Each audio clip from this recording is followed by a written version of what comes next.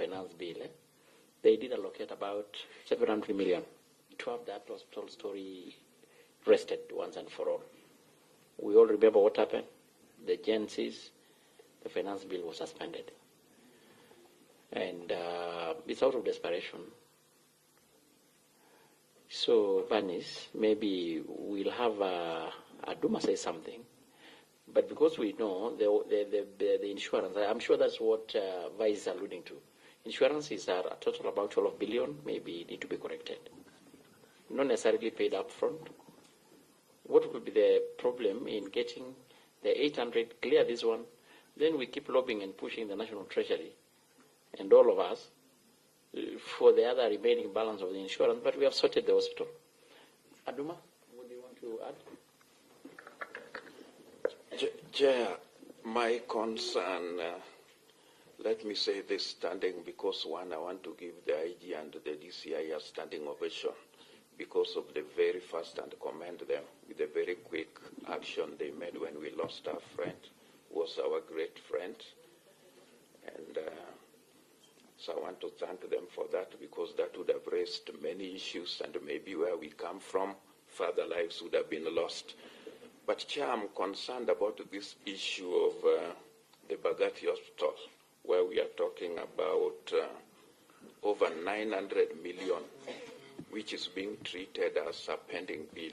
Because my memory still serves me right, Chair, as the longest serving member of this committee, because this is where I've served since I joined this parliament, I recall the former president, who is still alive, making executive orders for the military to take up that issue of the hospital and to do it.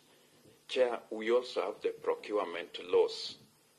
We have the Procurement and Disposal Act, which regulates how public entities procure and do things. I wanted to find out from the IG if indeed he's privy to the procurement proceedings that has led to these pending bills. And if he's not, I would want to get those facts, how the contract was made with the contractors, because I recall we visited the hospital. And there are issues which were also raised by my colleague, Honorable Kaluma, in this regard. If public procurement was followed, who did the contract, how that work was procured, which has led to this pending bill, because we may be getting into something which would be an illegality. So, Chair, I want that one to be taken, and we'll take it. That is a matter which can end up in court. Chair, on the other bit, the other issue which has attracted my attention, I came to the tail end of it because I'm concerned about finer bits, in summary, we were told by the accounting officer that they have a deficit of about 11 billion. So that is something which should not be taken lightly. That is heavy because the mandate and the very basic duty of every government is first of all to ensure the protection of citizens and property. So I think we must really give the police what they require so that at least they can operate. So we know the role which has been played by the Border Patrol Unit, even the SOG, and I think those departments, much as we think of funding the DCI, those departments also need to be fully covered. Thank you, Chair. Maybe, IG, don't lose the track of Bagadi Hospital. That is where we are. First, this hospital is level 4. This is the premier hospital for the National Police Service. And immediately you say it is level 4, it means it is a county hospital or a sub-county hospital. Basically, it is downgraded. So for us, where we sit as a committee, this hospital must be a level 6 hospital, and it must be a top referral hospital for the National Police Service. The second issue, PAS must not, going forward, paying workers in that hospital when it doesn't exist. Actually, the Auditor General should pick up that point. And that is why, to be on the safe side, I think we are not in the BPS, we are in the budget. We must begin to look for money to open the hospital.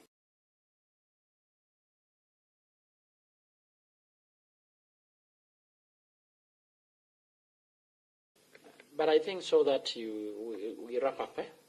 There was a proposal, and we wanted just to get your opinion out of desperation. Will you support the idea? I think that was the vice said, of getting something little from the insurance, settle the hospital bill, then we move on lobby now the Treasury and other players. I know Banis is between hard ground and a rock, but what is your thinking? Thank you, Chair and honourable members. I don't know whether I need to have said this. I think we have never seen any audit issue on the facility, and we should not preempt one. And if anybody has an issue, it's an open society. Chair, you should answer the questions. They should answer because we are talking about public procurement issues. I have an issue and from I want to see if they have the documents. Aduma, Yes, do you Chair. have an auditor general? It's not about audit, Chair. It is about the Public Procurement Act, and Chair, I trust that you are privy to the provisions of the Public Procurement Act of 2015. What I'm asking, Yes. this hospital has been there for 5 years or so. The President gave executive orders for the military because he thought they were able to undertake some of those works. So how the military procured, I trust it is not the police who procured the works. So why are they asking for that money here and not the military? Those are legal issues. What is the issue? You seems like... So let them answer. I just want to know if they have the contract, how this money was accrued, the pending bill, because my take is let this money go to other essential services unless you have the contract and we are privy and we want to know how that man was contracted and whether he was contracted by the police or the Department of Military, which we don't oversight. What I'm asking, Aduma, in very kind words, and I don't want anybody to... Look, I don't know what you have eaten today. What I'm asking, do we have any auditor's query issue to the facility? If an answer is simple yes or no, I'm sure I'm not aware of any.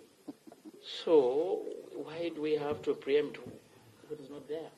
And if you have an issue as yourself, as a leader, I think there is always a way to go around it. So as it is for now, as a committee, we are handling an issue of a facility that has taken up government and public funds to a tune of close to 1.1 billion. It is becoming a white elephant. It's not serving anyone. And it may amount to waste of public resources. And we are desperately looking for a solution so that our men and ladies in uniform can able to have a place to be attended to, so that the purpose and the dream and the intention can able to be achieved. And the question was that, I know you didn't have money. I'd already just said that this committee did allocate some money in their own wisdom in the previous year. But we all know what happened. So the question here is, do you support an idea, a proposal, to cut something from insurance, settle this one, then we keep lobbying, so that you respond to the rest of the question? Please, and our time is really running. Chair, can I just have a short intervention? Chair, when we visited the hospital on the 26th of last month, we were able to actually find there were staff employed there, as the Vice Chair indicated. In fact, the Vice Chair addressed those staff, and they are being paid. I think we have no option but to operationalize. And the Chair has supported the point that we remove 1 billion out of 5 billion for the insurance. We remove 1 billion, clear the debt, operationalize the hospital. And secondly, Chair, the issue Honorable Duma is raising is also key for us as a committee to be clear